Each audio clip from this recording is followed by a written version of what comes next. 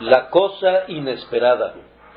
Y se levantó, y enseguida tomó su camilla y salió en presencia de todos, de modo que todos se asombraron y glorificaron a Dios, diciendo: jamás hemos visto cosa semejante. Marcos 2:12.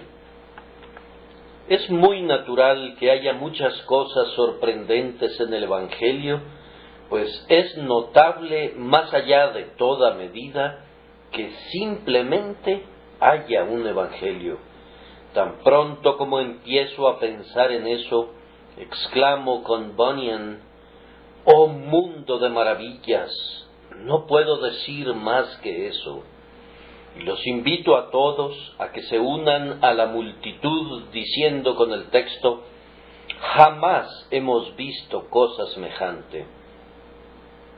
Cuando el hombre había pecado, Dios pudo haber destruido instantáneamente nuestra raza rebelde, o pudo haber permitido que existiera a la manera de los ángeles caídos, en un estado de enemistad con todo lo bueno, con su consiguiente miseria. Pero el que no tomó para sí a los ángeles, tomó a la descendencia de Abraham y miró al hombre, ese elemento insignificante en los rangos de las criaturas, y determinó que el hombre había de experimentar la salvación y mostrar con él su divina gracia. Para comenzar, fue una cosa maravillosa que hubiera un evangelio para los hombres. Y cuando recordamos que el evangelio implicaba el don del unigénito Hijo de Dios, cuando recordamos que fue necesario que Dios, el Espíritu invisible, se pusiera el velo del cuerpo humano, cuando pensamos acerca del hecho que el Hijo de Dios tuviera que convertirse en el Hijo de María, sujeto al dolor y a la debilidad, a la pobreza y a la vergüenza, cuando recordamos todo esto, podemos esperar encontrar grandes maravillas girando alrededor de un hecho tan estupendo. Sabiendo que Dios se encarnó, los milagros ya no nos sorprenden como algo maravilloso, pues la encarnación de Dios supera a lo que es un milagro. Pero también debemos recordar que para traernos el Evangelio fue necesario que Dios, en nuestra naturaleza, ofreciera expiación por el pecado del hombre. Piensen en eso, el Dios Santo haciendo expiación por el pecado. Cuando los ángeles escucharon esto por primera vez, deben haber estado pasmados de asombro, pues ellos jamás habían visto cosa semejante. ¿Cómo es posible que el ofendido muera por el ofensor? ¿Cómo es posible que el juez lleve el castigo del criminal? ¿Cómo es posible que Dios tome sobre sí mismo la transgresión de su criatura? Sin embargo, así ha sido, y Jesucristo ha cargado con las consecuencias del pecado, no, con el pecado mismo, para que nosotros no tengamos nunca que cargar con eso.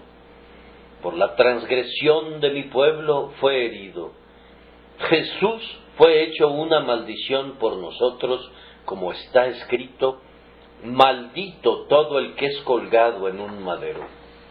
Ahora, si no se podría imaginar un resultado común de un evangelio enviado a hombres rebeldes, mucho menos se podría imaginar de un evangelio que involucra la encarnación y la muerte del Hijo de Dios. Todas las cosas en la creación de Dios están hechas a escala. Hay un equilibrio entre la gota de rocío sobre una rosa y la más majestuosa de esas órbitas que adornan el rostro de la noche.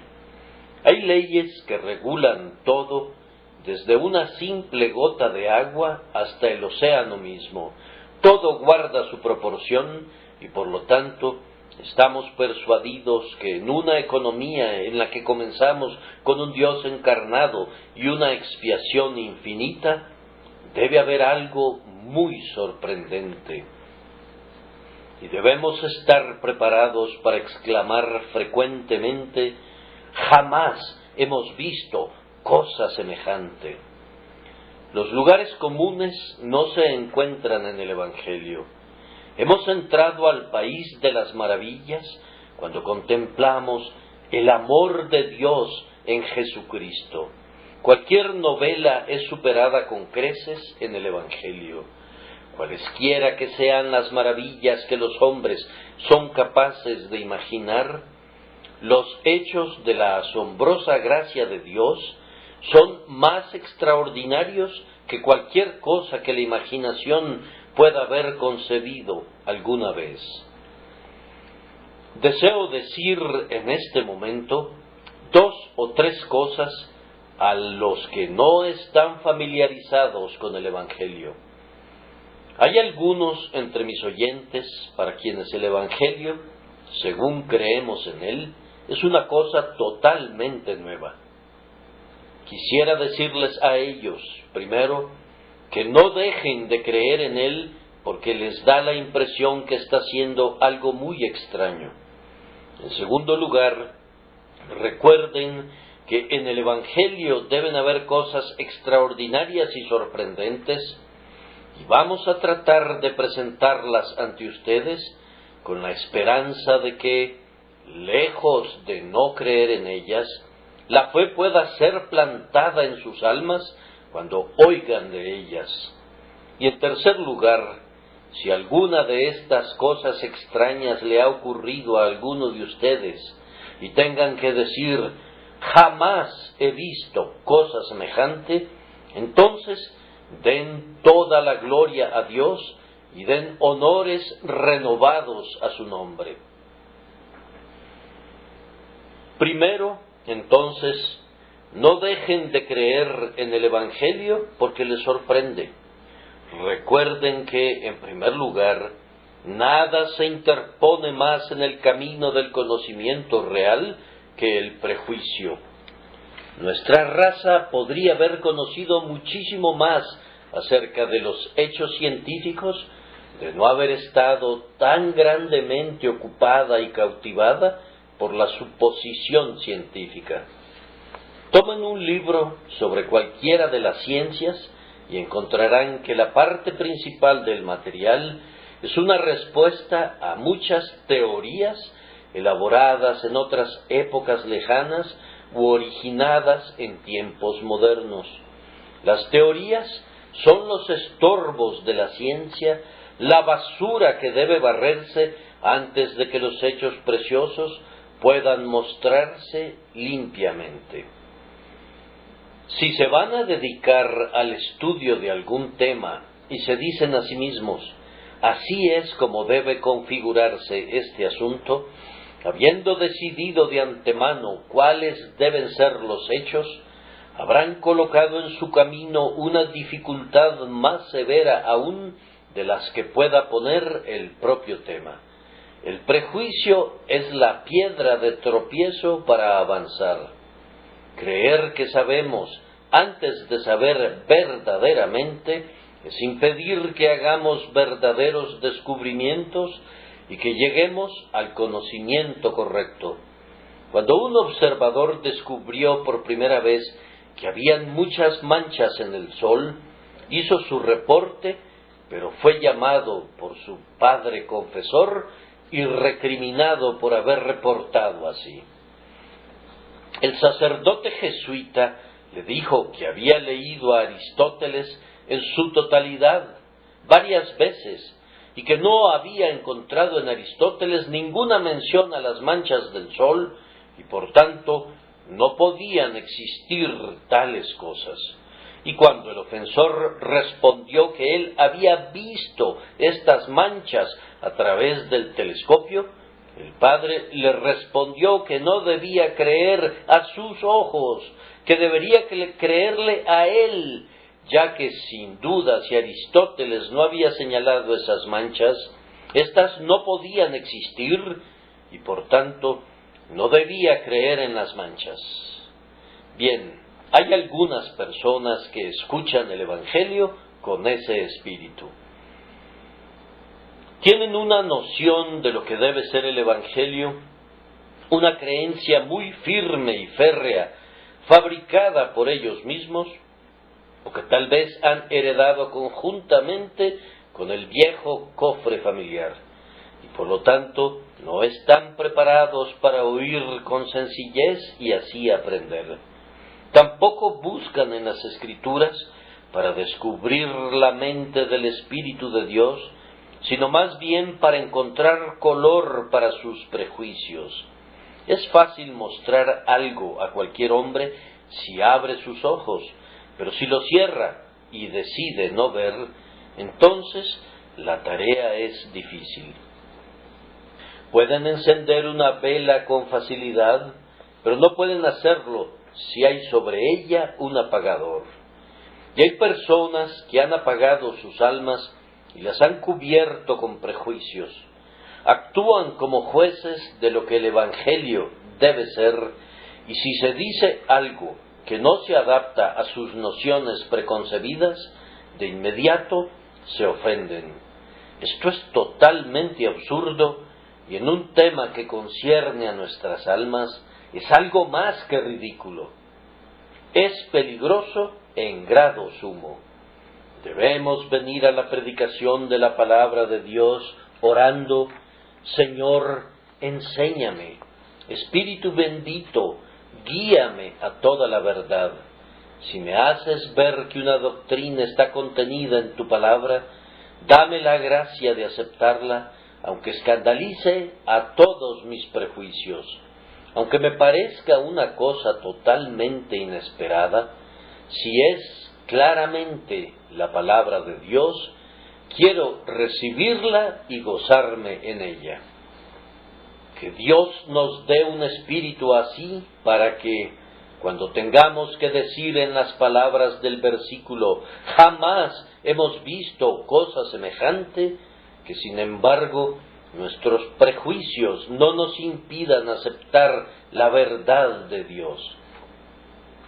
Recordemos, queridos amigos, que muchas cosas que sabemos, que son ciertas, no hubieran sido creídas por nuestros padres si les hubiesen sido reveladas. Siento la certeza moral que hubo muchas generaciones de ingleses que, si hubieran sido informados que los hombres viajarían a 80 o 100 kilómetros por hora sobre la superficie de la tierra, propulsados no por caballos, sino por máquinas de vapor, hubieran sacudido sus cabezas y se hubieran reído hasta la burla de tal predicción. Aún hace poco tiempo, si alguien hubiera profetizado que íbamos a poder hablar a través del Atlántico en un solo instante y obtener una respuesta de inmediato a través de un cable colocado en el fondo del océano, nosotros mismos no lo hubiéramos imaginado posible. ¿Cómo puede ser posible? Sin embargo, estas cosas son hechos muy comunes cada día entre nosotros. Por tanto, debemos esperar que cuando se trata de algo más maravilloso que la creación y mucho más maravilloso que cualquiera de los inventos de los hombres, nos encontraremos con cosas que serán difíciles de creer. Debemos inclinar nuestra voluntad para tener un corazón y un alma disponibles para recibir la señal de la verdad de Dios y ejercitar constantemente una fe simple en lo que Dios revela. Es bien sabido que hay muchas cosas que son hechos indudables, pero que ciertas personas encuentran difíciles de creer. Hace algún tiempo, un misionero había dicho a su congregación que en los meses de invierno el agua en Inglaterra se hacía tan dura que un hombre podía caminar sobre ella. Los miembros de su congregación creían una buena parte de lo que les había dicho, pero no podían creer eso, y susurraban entre sí, diciendo que el misionero era un gran mentiroso. Uno de ellos fue a Inglaterra. Llegó con la plena convicción de que era de lo más ridículo suponer que alguien pudiera caminar sobre un río. Por fin vino la helada, el río se congeló y el misionero llevó a su amigo allí. El buen misionero se paró sobre el hielo, pero aún así no pudo convencer a su amigo que lo siguiera. No, le dijo, no puedo creerlo. Pero, amigo, si puedes verlo tú mismo, le dijo el misionero. Anímate, ven aquí. No, le contestó, nunca he visto eso. He vivido 50 años en mi propio país y nunca antes vi a alguien caminando sobre un río. Pero aquí estoy, haciéndolo en este momento, dijo el misionero. Anímate. Lo tomó de la mano y lo jaló vigorosamente hasta que el africano probó el agua congelada y comprobó que soportaba su peso. Así se comprobó como verdadero lo dicho, a pesar de que era contrario a la experiencia. Esa misma regla es válida en el caso del Evangelio. Entonces pueden esperar encontrar en él ciertas cosas que no hubieran creído verdaderas. Pero si algunos de nosotros las hemos comprobado como verdaderas y vivimos gozándolas cada día, no rehúsen con terquedad experimentarlas ustedes mismos. Si los tomamos de la mano con afecto diciendo, vengan a este río de vida, los puede sostener, pueden caminar con seguridad aquí. Lo estamos haciendo ahora y lo hemos hecho por años. No reaccionen ante nosotros como si fuéramos engañadores. Y no nos hagan a un lado con el absurdo argumento que el Evangelio no puede ser verdadero porque ustedes no lo han probado hasta este momento y por tanto no han experimentado su poder. Bien, mi querido amigo, es cierto a pesar de eso, de la misma manera que el hielo era un hecho, a pesar de que el amigo africano nunca lo había visto. Él descubrió que el hielo era una realidad cuando finalmente se aventuró sobre él. Y tú descubrirás que Jesucristo y todas las preciosas cosas del Evangelio son ciertas y firmes y verdaderas, tal como lo hemos hecho nosotros, si tan solo aventuras tu alma sobre ellas. Yo menciono estas cosas simplemente para preparar tu mente para la plena convicción de que el hecho que una afirmación del Evangelio parezca nueva y sorprendente no debe crear incredulidad en la mente. Mi amado amigo, puede ser que tú exclames, no puedo esperar que mi pecado pueda ser perdonado. No creo posible que yo me convierta en un hombre salvo por un simple acto de fe. No, pero ¿no ves que cada hombre mide todas las cosas de acuerdo a sus propios estándares? Medimos el maíz de otras personas con nuestra propia medida. Inclusive tratamos de medir a Dios con nuestro propio estándar. Y hay un texto que dulcemente nos regaña por eso, porque mis pensamientos no son vuestros pensamientos, ni vuestros caminos son mis caminos, dice Jehová. Lo que yo considero correcto esperar de Dios puede ser, muy naturalmente, una cosa muy diferente a lo que Dios puede estar preparado a darme. Tal vez juzgo su comportamiento hacia mí según lo merezco, y si así lo hago, ¿qué puedo esperar?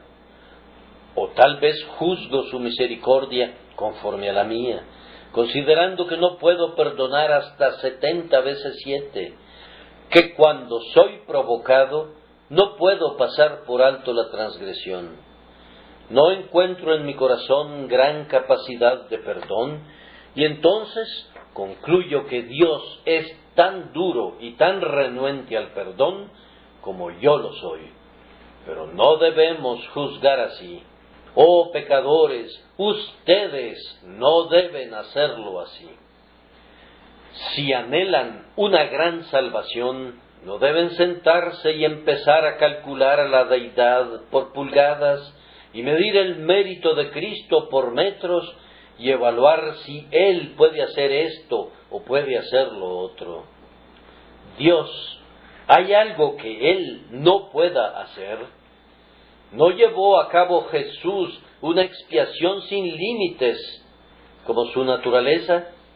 Entonces, ¿existe algún pecado que esa expiación no pueda limpiar? No juzgues al Señor de conformidad al juicio humano.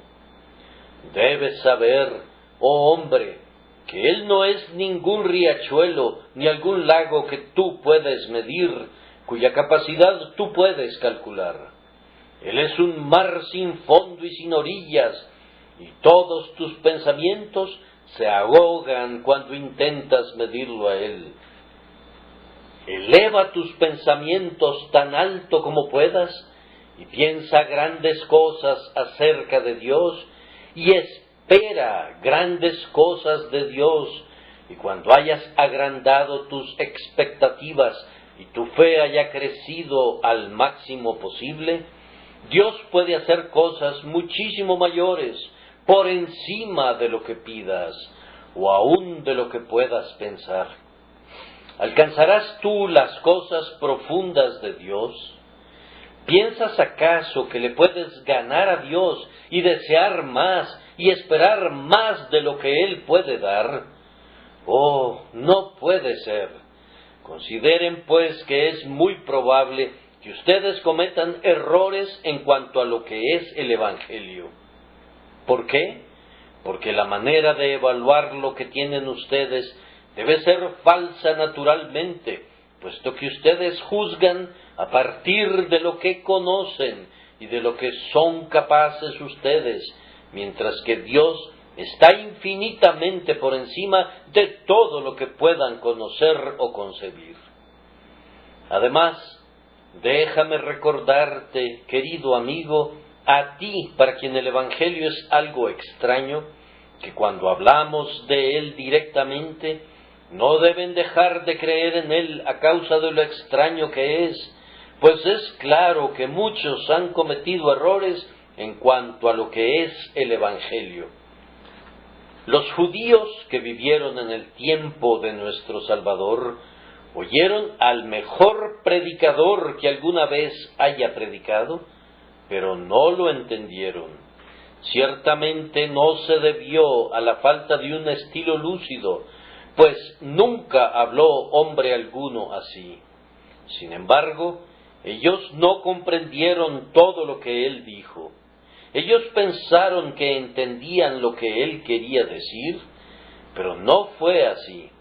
Y aun sus propios discípulos y apóstoles, mientras no habían sido iluminados por el Espíritu de Dios, no comprendían lo que su Señor les decía y sabían muy poco a pesar de toda su enseñanza. ¿Acaso te sorprendería estar equivocado, querido amigo, tú que nunca has encontrado el gozo y la paz por medio de la fe? Después de todo, ¿acaso no es posible que pudieras haberte equivocado?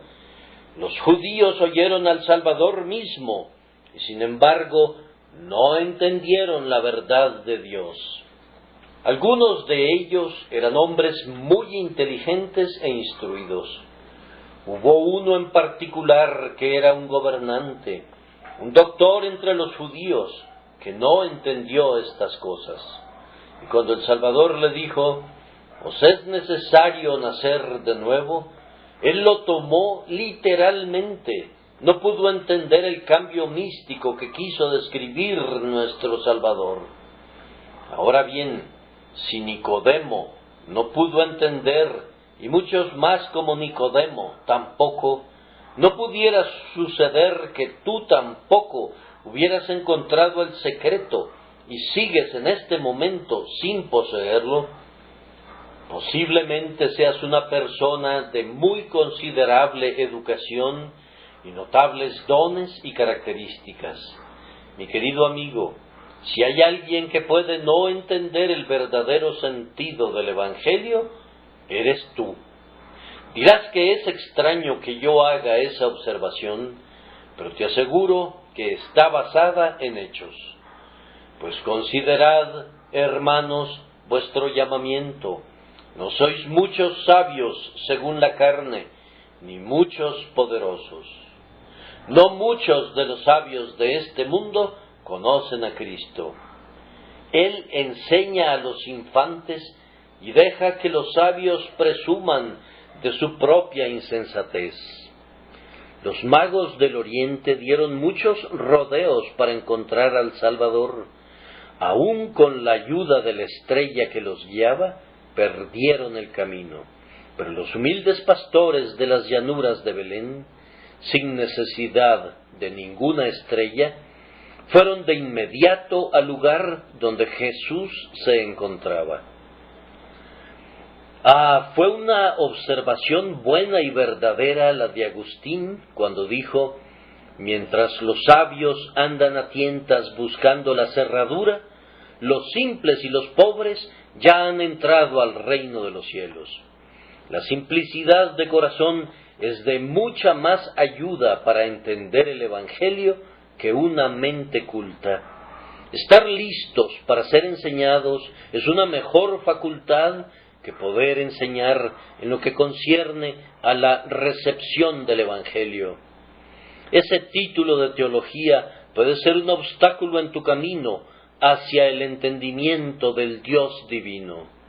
Y esa misma posición que has alcanzado en los estudios clásicos puede hacer que te resulte más difícil captar eso que el peregrino, aunque sea un tonto, conoce de memoria.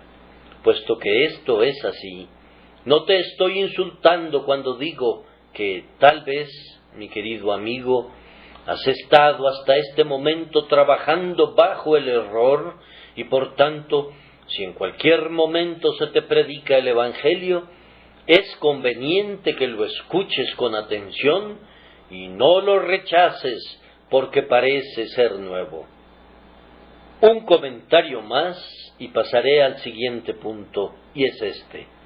La persona a la que me dirijo ahora, y creo que entre mis oyentes hay gente así, si es el hombre que pienso, debe confesar que la religión que ahora tiene no ha hecho mucho por él. ¿Piensas que conoces el Evangelio? A ver, dime, ¿acaso puedes morir por lo que conoces? ¿Podrías morir ahora, felizmente y lleno de contento con la esperanza que tienes? Si así fuera, le doy gracias a Dios y te felicito. ¿La fe que posees ha consolado tu corazón? ¿Sientes y reconoces como un hecho que tus pecados te han sido perdonados? ¿Consideras que Dios es tu Padre? ¿Tienes el hábito de hablar con Él como un hijo habla con su padre, confiando en Él y diciéndole todas tus preocupaciones y problemas? Si es así, mi querido amigo, me gozo juntamente contigo. Pero a menos que tu religión sea la de Jesucristo, sé que no has encontrado tal paz. Lo que se conoce como religión puede tener muchas formas, muchas formas, pero todas se resumen en esto. Todas colocan al hombre en una posición en la que siente que es tan bueno como las otras personas y tan hábil para las cosas espirituales como el promedio de la gente. Y si se esfuerza al máximo y actúa conforme a su conocimiento y su luz, se hará, sin duda, cada vez mejor. Y tal vez, cuando esté a punto de morir, posiblemente con la ayuda de un religioso o de un sacerdote, tal vez, por medio de una notable experiencia que pueda vivir mediante el uso de los sacramentos, puede alcanzar el cielo. Los creyentes en la religión general de la humanidad están en un camino que deben seguir, y si continúan en él con esfuerzo y cuidado, posiblemente puedan salvarse a sí mismos con la ayuda de la gracia del Señor Jesucristo. Ellos normalmente agregan esto último para hacer que su justicia propia parezca un poco más respetable. Pues bien, digo con toda deliberación, como bajo la mirada de Dios, que una religión así no vale un centavo.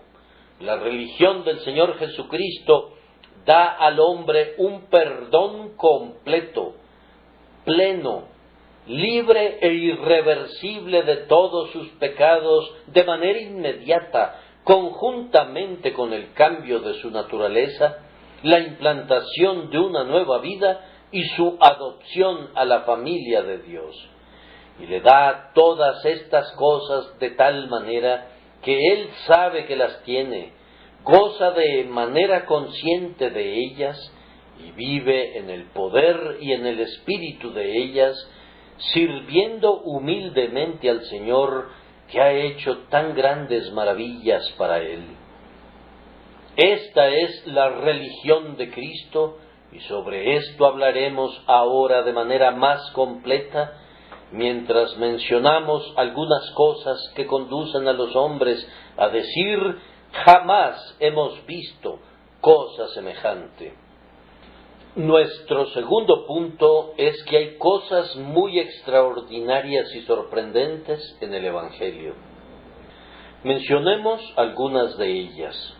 Una es que el Evangelio debe llegar a las personas que considera incapaces.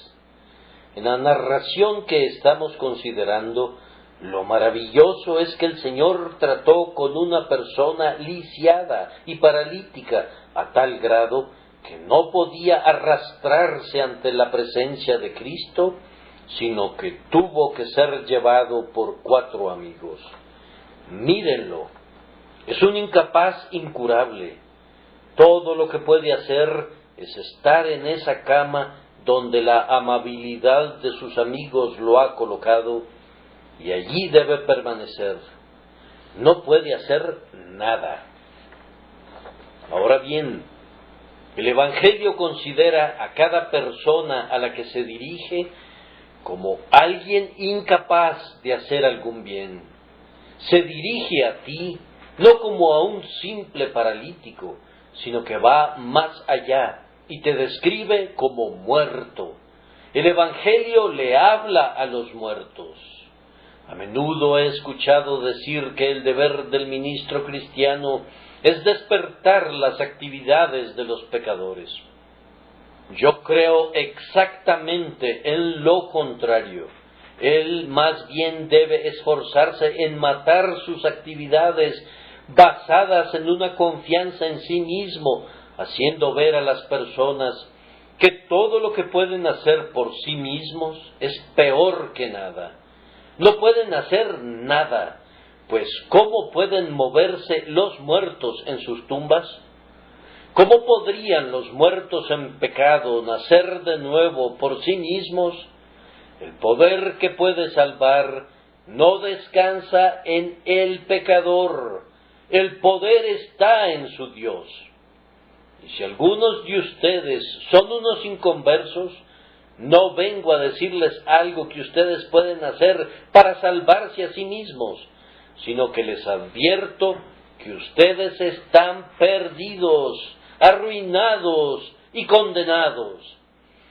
Tienen poder para extraviarse como ovejas perdidas, pero si alguna vez regresan, su pastor tiene que traerlos de regreso. Nunca podrán regresar por ustedes mismos. Tenían poder para destruirse y ya han ejercitado ese poder. Pero ahora su ayuda no está en ustedes, su ayuda está en Dios. Es algo extraño que el Evangelio represente al hombre en una condición tan desesperada, pero es un hecho, y aunque es muy sorprendente, no debemos tener ninguna duda al respecto. Algo igualmente notable es que el Evangelio pide que los hombres hagan lo que no pueden hacer, pues Jesucristo dijo a este hombre paralítico: a ti te digo, levántate, toma tu camilla y anda. Él no podía levantarse.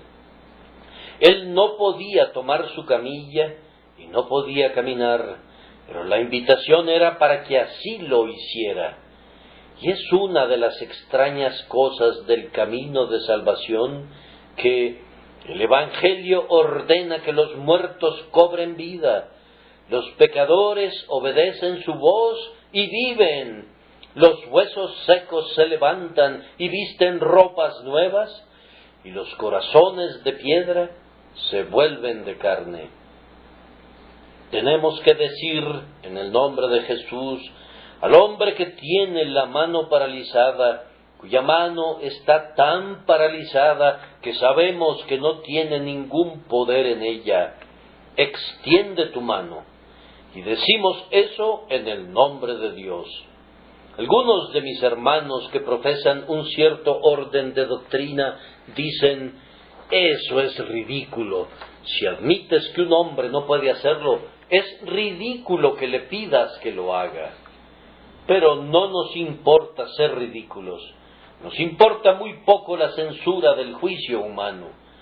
Si Dios nos da una comisión, esa comisión impedirá que suframos muy seriamente si otros nos ridiculizan.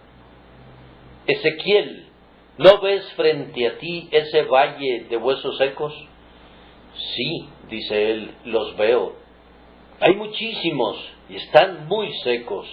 El sol los ha calcinado durante muchos veranos y los fieros vientos los han secado durante muchos inviernos, hasta que quedaron como si hubieran pasado por un horno.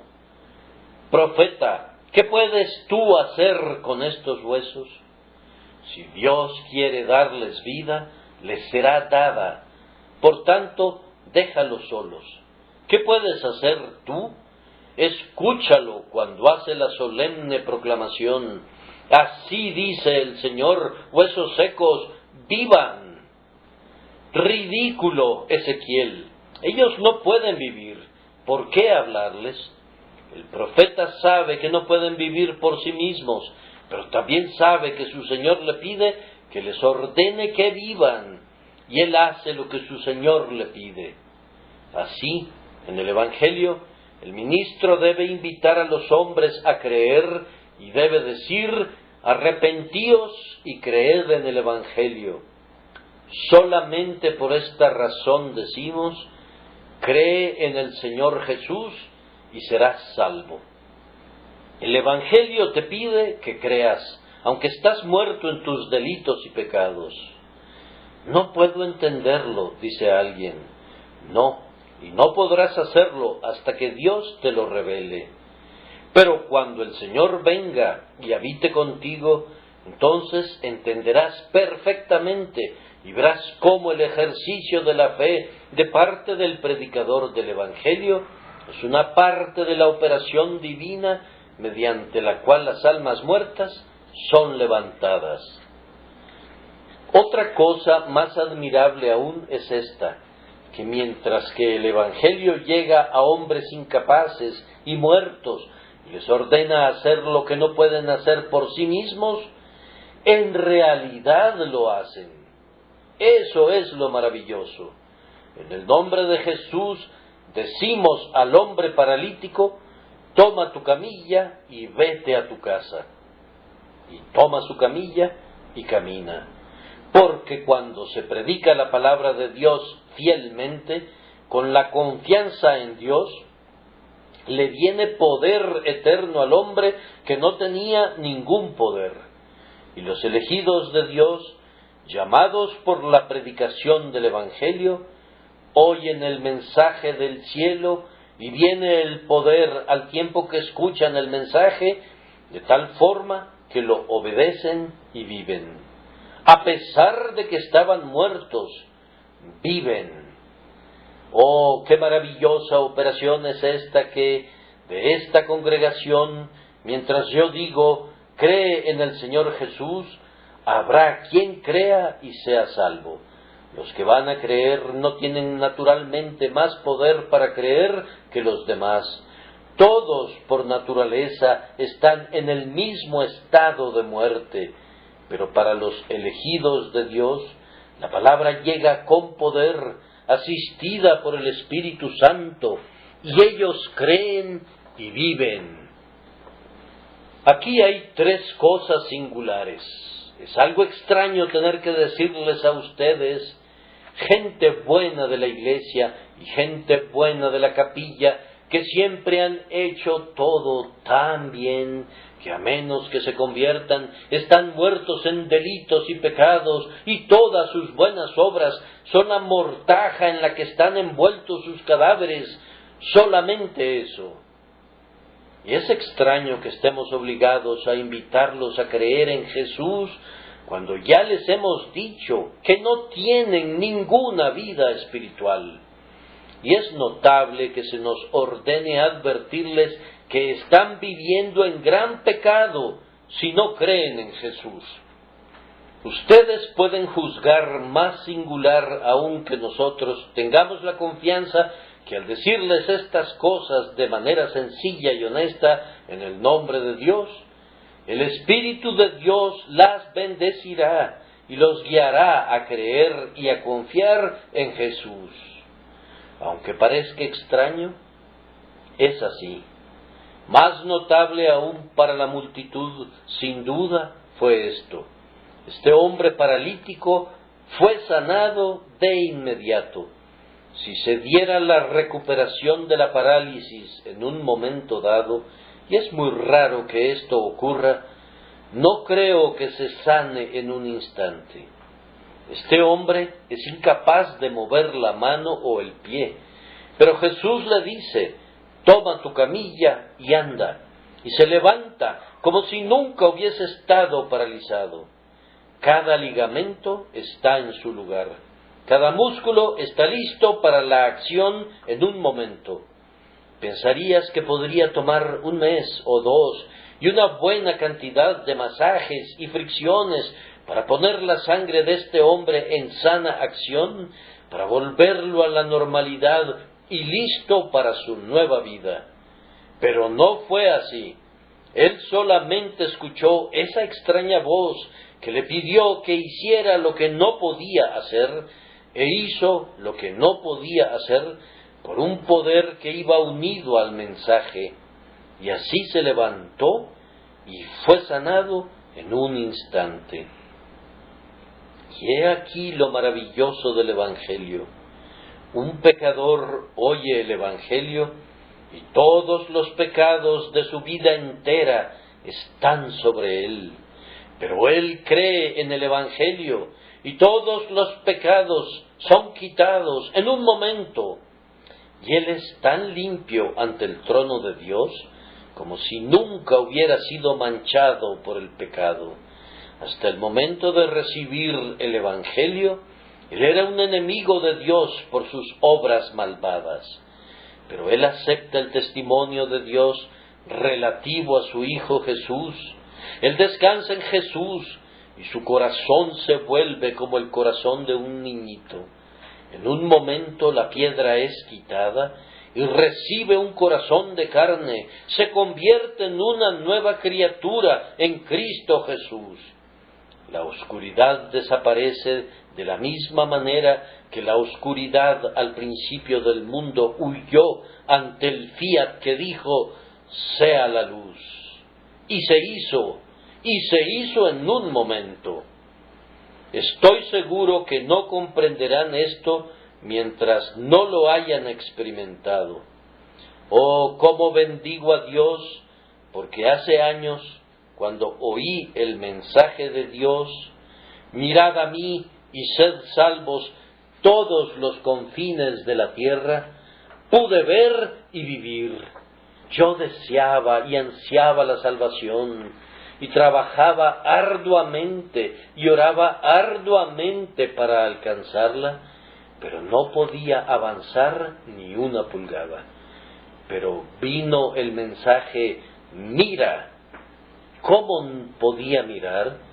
Mis ojos no podían ver, pero sin embargo sí miré, pues el poder de mirar vino juntamente con el mandamiento, y en el mismo momento que miré, estuve consciente de que había sido perdonado, como estoy consciente de mi existencia. Hubo vida para mí en una mirada al crucificado. Un perdón seguro, cierto y sellado en mi conciencia me fue dado en el mismo momento que miré a Jesús en su sudor sangriento, a Jesús en la cruz, a Jesús resucitado de entre los muertos y a Jesús elevado a la gloria. Una mirada a Él y todo fue hecho. Dices que no habías pensado en eso, y aún ahora te sorprende. Pensaste que tendrías que tomar el sacramento y continuar asistiendo a un lugar de adoración y gradualmente salir de tu condición paralítica. Ese es el camino de salvación del hombre, mas el camino de salvación de Cristo es un cambio instantáneo del corazón y un perdón instantáneo del pecado. Otra cosa que nunca habían visto de manera igual fue que el hombre fue sanado sin ninguna ceremonia. La manera adecuada de sanar a una persona paralítica hubiera sido traer al sacerdote juntamente con agua y aceite, o derramar la sangre de un toro y ofrecerla, y después ir a través de un sinfín de ceremonias y a través del misterioso poder de las ceremonias, y al fin él podría ser curado. Pero aquí no hubo ninguna ceremonia. Fue simplemente esto: toma tu camilla y anda. El hombre, aunque no puede tomar su camilla y andar, cree que aquel que le ordenó hacerlo le dará poder para hacerlo, y toma su camilla y anda. Y ahí está la respuesta de todo. Él cree y actúa de acuerdo a esa fe y es restaurado. Y en eso consiste todo el plan de salvación. Tú crees en el Evangelio y actúas de acuerdo a su verdad y eres salvo.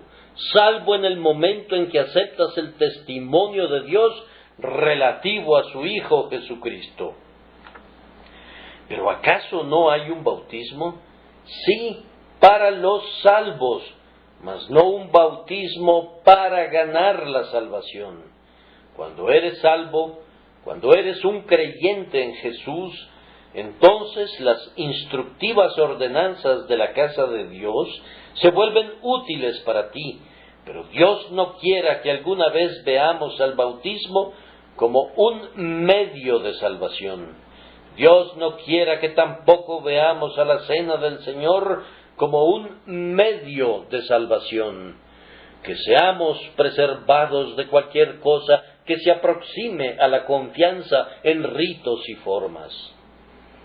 Cuando eres salvo, entonces las ordenanzas de la casa a la que has entrado, las ordenanzas de la familia a la que ahora perteneces, son tuyas.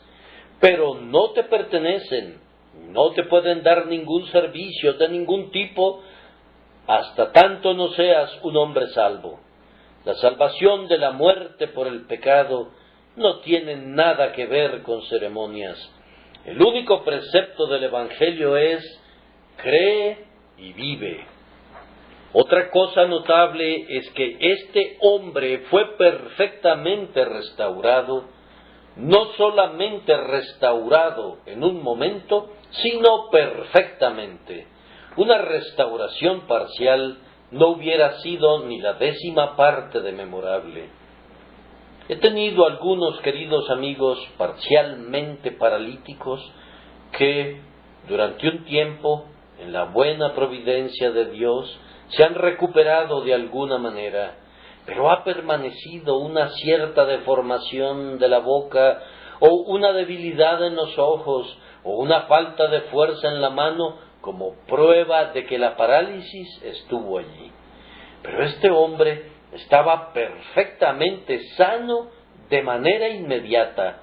La gloria de la salvación es que el que crea en el Señor Jesús es perdonado completamente. No es solamente una parte de su pecado la que es borrada, sino todo su pecado. Me gozo al mirar esto como Kent lo hace cuando canta: aquí hay perdón para las transgresiones pasadas, sin importar cuán negras sean. Y oh alma mía, maravillada, mira que para los pecados venideros hay perdón también. Estamos sumergidos en la fuente de la sangre redentora y limpiados de cualquier temor de ser encontrados culpables alguna vez ante el Dios viviente. Somos aceptados en el amado por medio de la justicia de Jesucristo, justificados de una vez y para siempre, eternamente, ante la presencia del Padre. Cristo dijo: consumado es, y ha sido consumado. Y ¡oh, qué bendición es esta! Es una cosa que bien puede asustar a los que no la han escuchado antes, pero no la rechacen porque los asusta. Más bien digan: este maravilloso sistema que salva y salva completamente en un instante, simplemente por mirar fuera de uno mismo hacia Cristo, es un sistema digno de la sabiduría divina, pues engrandece la gracia de Dios y resuelve las necesidades más profundas del hombre. Otra cosa sin duda los asombraba relativo a este hombre, que su curación era evidente. No había ningún engaño involucrado, pues enrolló el colchón sobre el que había estado acostado, lo puso a sus espaldas y se fue a casa con él. No había ninguna duda que había sido perfectamente restaurado, pues iba con su carga al hombro. Y ahí está lo glorioso, cuando un hombre cree en Jesucristo, en que no hay duda acerca de su conversión, se ve en sus acciones. Me dicen que un niño nace de nuevo en el bautismo. Muy bien, déjenme ver al niño. ¿Hay algo diferente en él? Tal vez algunos de ustedes han tenido niños nacidos de nuevo de la manera sacramental. No sucedió así con los míos. Por lo tanto, no puedo hablar por experiencia.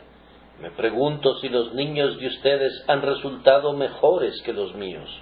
Me pregunto si la regeneración por agua ha hecho alguna diferencia. Estoy persuadido de que no pueden pretender haber visto algún resultado. Es un tipo de regeneración que no se muestra a sí misma en la vida y que ciertamente no produce ningún resultado, pues estos preciosos bebés regenerados y niños y niñas regenerados son exactamente iguales a los niños y niñas no regenerados. No hay nada que los distinga. Envíenlos a la misma escuela y me encargaré de mostrarles que a menudo algunos de los que nunca fueron regenerados bautismalmente son mejores que los que sí lo fueron, pues probablemente han tenido padres cristianos que se han esforzado más que esos padres supersticiosos que simplemente confiaron en la ceremonia externa. Ahora, esa regeneración que no produce ningún efecto no es nada, es menos que nada. Sería como decir: ese hombre ya ha sido sanado de su parálisis. Pues sí, pero permanece en su cama.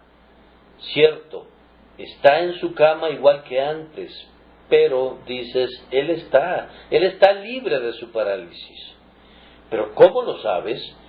Bien, por supuesto, puede no ser una curación real, sino una curación virtual, puesto que ha experimentado una ceremonia y por lo tanto así tiene que ser. Tienes que creerlo. Esas son palabras bonitas, pero cuando el hombre se levantó y enrolló su cama y la cargó sobre sus espaldas, eso fue muchísimo más convincente. Ahora, cuando la providencia de Dios trae a esta casa a un hombre que ha sido un borracho y oye el Evangelio de Jesucristo y cree en Jesús, rompe sus copas y se convierte en un hombre sobrio. Hay algo en eso. Si un hombre altivo y orgulloso y que odia por completo el Evangelio viene aquí, un hombre que puede jurar y que no respeta el día de descanso y cree en Jesús, se convierte en su hogar en un hombre tan tierno como un cordero, tanto que su propia esposa apenas lo conoce. Y en el día de descanso se goza en ir a la casa de Dios. Algo significa eso, ¿no es cierto? Es algo real y tangible. Aquí está un hombre que te podría engañar tan pronto te viera en su negocio, pero viene a él la gracia de Dios y se vuelve escrupulosamente honesto. Aquí está otro hombre que solía juntarse con los más viles de los viles, y por la gracia de Dios, el Evangelio de Jesucristo es recibido por él, y ahora busca compañeros piadosos, y sólo ama a aquellos cuya conversación es dulce y limpia y santa. Eso se puede ver, eso puede verse. Y ese es el tipo de salvación que necesitamos en estos días, una salvación que pueda verse, que haga que el pecador paralítico enrolle su camilla y la cargue, que lo haga vencedor de los hábitos depravados, que lo libere de la esclavitud de sus pecados y que se manifieste exteriormente a todos los que quieran mirarlo. Sí, mis hermanos y hermanas, esto es lo que el Evangelio ha hecho por nosotros. Si me dirijo a algunos que han mirado a la religión como un tipo de bálsamo que deben usar mientras ellos continúan en sus pecados, quiero que vean que es algo muy diferente. Cristo ha venido para salvarlos de sus pecados, no para mantenerlos en el fuego y evitar que se quemen, sino para sacarlos como a un carbón fuera del fuego.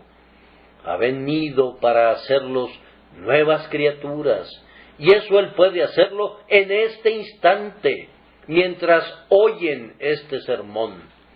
Si cuando oyes el sonido de las palabras, cree en el Señor Jesús, se encuentra en ti una mente deseosa, dada por su gracia para que puedas confiar en Él, serás salvo de manera tan cierta como que Cristo vive. Estas son cosas extrañas, pero no las rechaces porque son extrañas. Son cosas dignas de un Dios. Por lo tanto, para terminar, si te has encontrado alguna vez con alguna de estas cosas y has tenido que decir, jamás hemos visto cosa semejante, entonces ve y glorifica a Dios. Engrandécelo a Él desde lo más profundo de tu alma. Si la salvación fuera por obras y pudiéramos abrir nuestro propio camino al cielo por nuestros propios méritos, yo sería el primero al llegar allá en lanzar al aire mi sombrero diciendo, muy bien hecho, he merecido algo y lo he recibido. Pero puesto que la salvación es por gracia desde el principio hasta el fin, y no por el hombre, ni a causa de él, ni de la voluntad de la carne, ni de sangre, ni de nacimiento, pues es el Señor el que la comienza, la lleva a cabo y la termina, démosle toda la gloria a Él. Si alguna vez nos da, como en efecto nos va a dar, una corona de vida que no se desgasta, iremos y la arrojaremos a sus pies y diremos: no a nosotros, oh Jehová, no a nosotros, sino a tu nombre da gloria. Vivamos en este espíritu, queridos amigos. El hombre que cree en las doctrinas de la gracia y que sin embargo tiene una alta opinión de sí mismo, es altamente inconsistente. Un hombre que cree que la salvación es solamente por gracia y que, sin embargo, no glorifica a Dios continuamente, actúa en contra de sus propias convicciones. Engrandeced a Jehová conmigo, ensalcemos juntos su nombre. Nos sacó del horrible pozo y del fango que nos aprisionaba, y puso nuestro pie sobre una roca y estableció nuestros caminos. Puso un cántico nuevo en nuestras bocas y también alabanza para siempre. Alabado sea Él, pues Él lo ha hecho y Él debe ser exaltado. Oh, ustedes que no conocen esta salvación, ustedes no pueden alabarlo, y yo no los exhorto para que lo hagan, pero antes que nada, ustedes pueden conocer esta salvación por ustedes mismos. Ustedes pueden conocerla. Bendito sea Dios. Yo confío que muchos de ustedes conocerán la salvación hoy, olvidándose de conseguirla por ustedes mismos, abandonando cualquier dependencia de cualquier cosa que ustedes puedan hacer, o ser, o sentir, y cayendo en los brazos de Jesús, descansando en su obra consumada y confiando en Él. Él los salvará. Él debe salvarlos si confían en Él, y entonces le darán la alabanza. Dios los bendiga, queridos amigos, por medio de Cristo.